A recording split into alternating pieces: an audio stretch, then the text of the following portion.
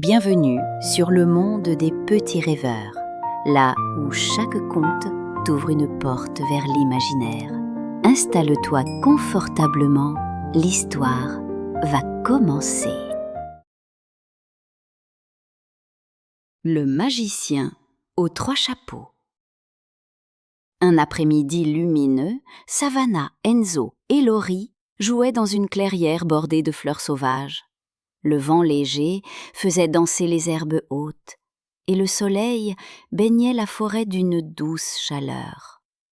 Savannah cueillait des fleurs bleues, Enzo empilait des branches pour fabriquer une cabane, et Laurie, son chapeau de paille sur la tête, dessinait des arabesques dans la terre.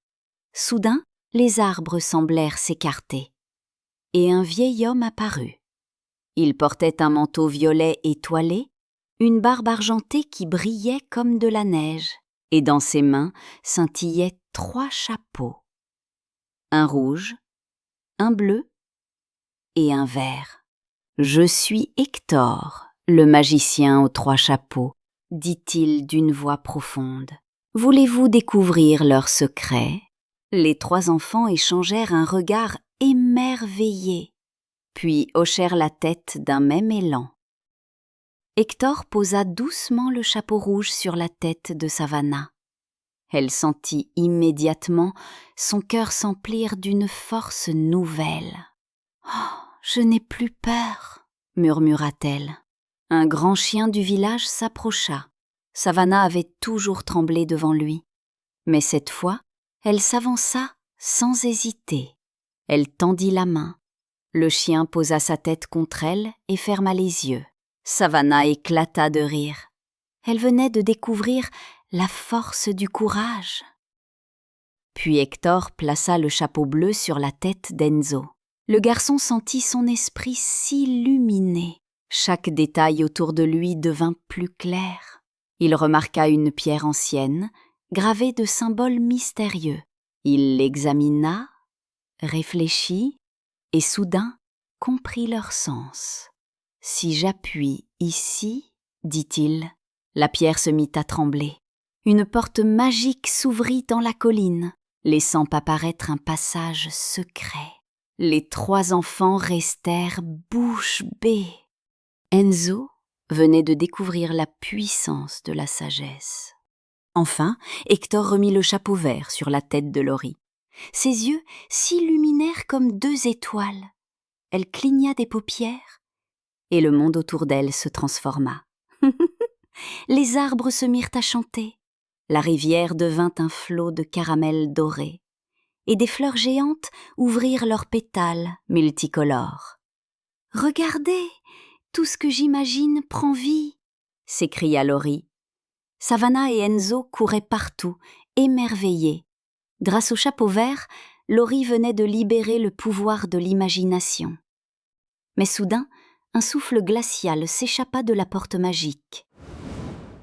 Une ombre grise et menaçante surgit, immense, aux yeux étincelants. « Ces chapeaux, ils seront à moi !» gronda la voix sombre.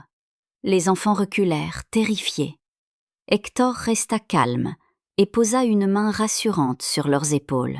« N'ayez crainte, la magie des chapeaux n'est forte que si vos cœurs battent à l'unisson. » Alors, Savannah remit le chapeau rose, Enzo plaça le bleu et Laurie ajusta le vert.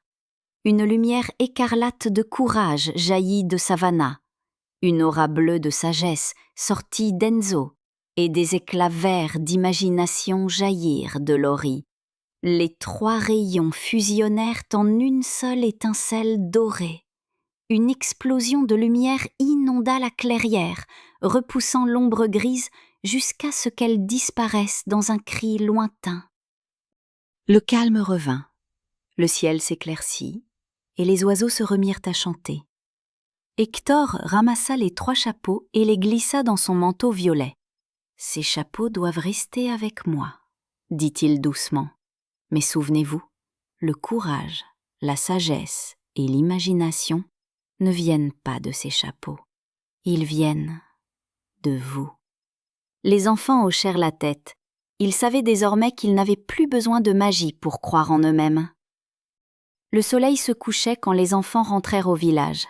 Ils riaient, se tenant par la main, leur cœur rempli de confiance et de rêves.